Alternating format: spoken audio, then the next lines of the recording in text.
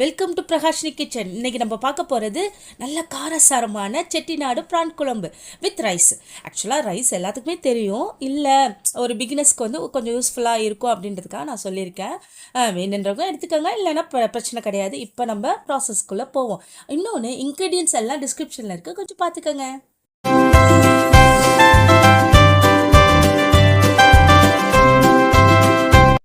ஆக்சுவலாக நான் வந்துட்டு ரைஸை வந்து இந்த அளக்கில் தான் எடுத்திருக்கேன். ஒரு 1.5 டம்ளர் எடுத்திருக்கேன். அதாவது 300 கிராம் எடுத்திருக்கேன். அதை 1/2 hour ஊற வச்சுட்டு குக்கரில் வந்து நான் அது எல்லாத்தையுமே ரைஸை போட்டுட்டு அதுக்கு தேவையான தண்ணி என்னென்னா, நான் 1.5க்கு 3 எடுத்திருக்கேன். அதாவது 1க்கு 2 வீதம் எடுத்திருக்கேன்.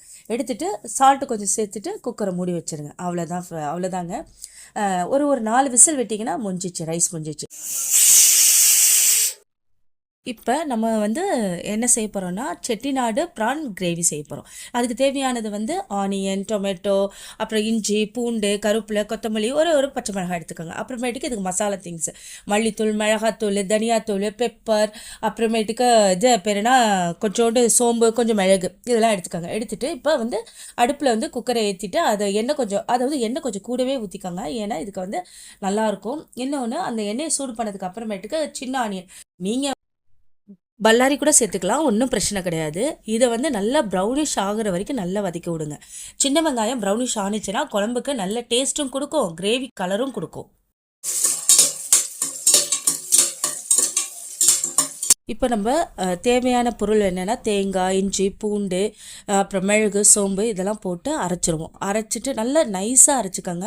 நைஸாக அரைச்சா குழந்தைங்களுக்கு வந்து இந்த திப்பியாக இருந்துச்சுன்னா சாப்பிட மாட்டாங்க. அதனால நல்லா நைஸாகவே அரைச்சிருங்க. இப்போ வந்துட்டு நம்ம என்ன பண்ண போகிறோம்னா, இது ஆனியனை வந்து லைட்டாக வதக்கி விட்டுட்டே இருக்கணும். வதக்கி விட்டால் தான் அந்த டேஸ்ட் நம்மளுக்கு கிடைக்கும். அப்புறம் சொல்ல மறந்துட்டு, அரை மூடி தேங்காய் எடுத்துக்கோங்க. அதுக்கு மேலே உங்களுக்கு தேவைப்பட்டுச்சுன்னா எடுத்துக்கோங்க, இல்லைன்னா தேவையில்ல, போதும். அடுத்தது வந்து நம்ம 2 தக்காளி கட் பண்ணி வச்சுருக்கோம்ல, அதை கொஞ்சம் மேஷ் பண்ணி போட்டுட்டு நல்லா வதக்கி விடுங்க. அது வதங்குற அளவுக்கு நல்லா வதக்கி விடுங்க. இப்போ நம்ம வரமிளகாய் எடுத்து வச்சோம்ல, அந்த 3 வரமிளகாவையும் பிச்சு போட்டுருங்க. அதுக்கப்புறம் என்னென்னா கருவேப்பிலை, கொத்தமல்லி, இது 2த்தையும் போட்டு நல்லா மிக்ஸ் பண்ணி விடுங்க. வதங்குற அளவுக்கு மிக்ஸ் பண்ணி விடுங்க. இப்போ நம்ம எடுத்து வச்சுருக்க மசாலா திங்ஸ் இருக்குல்ல, அது எல்லாத்தையுமே கொட்டிடுவாங்க. கொட்டிட்டு நல்லா வதக்கி விடுங்க. ஏன்னா அந்த மசாலா உள்ள பச்சை வாசனை எல்லாமே போகணும். போனதுக்கப்புறம் நல்லா வதக்கி விட்டு அது எண்ணெய் பிரிகிற அளவுக்கு இது பண்ணணும். அரைச்ச விழுது இருக்குல்ல, அதை ஊற்றி நல்லா வதக்குங்க. அதுவும் பச்சை வாசனை போனால் தான் நல்லாயிருக்கும்.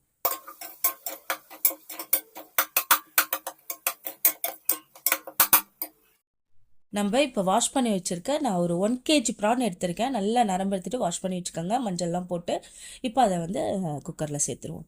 சேர்த்துட்டு இதுவுமே நல்லா வதக்குங்க. வதக்கி ஒரு 2 நிமிஷம் நல்லா வதக்குங்க, போதும்.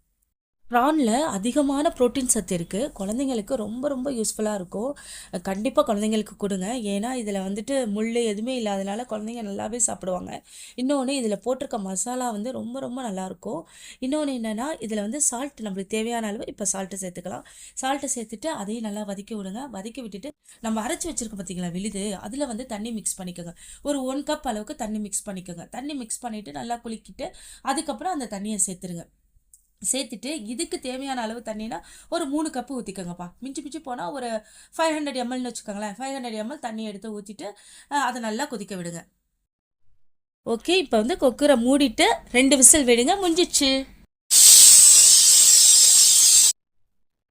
இப்போ நம்மளோட சாப்பாடும் ரெடி ஆயிடுச்சு. இப்போ நம்ம ப்ரான் குழம்பும் ரெடி ஆயிடுச்சு. இப்போ நம்மளோட காரச்சாரமான செட்டிநாடு ப்ரான் கிரேவி ரெடி ஆயிடுச்சு. இதே மாதிரி மோர் வீடியோஸ் உங்களுக்கு வேணும்னா, சிந்தி டிஷ் வேணும்னா நம்ம சேனலை லைக் பண்ணுங்கள், ஷேர் பண்ணுங்கள், சப்ஸ்கிரைப் பண்ணுங்கள். இப்போதைக்கு பாய்.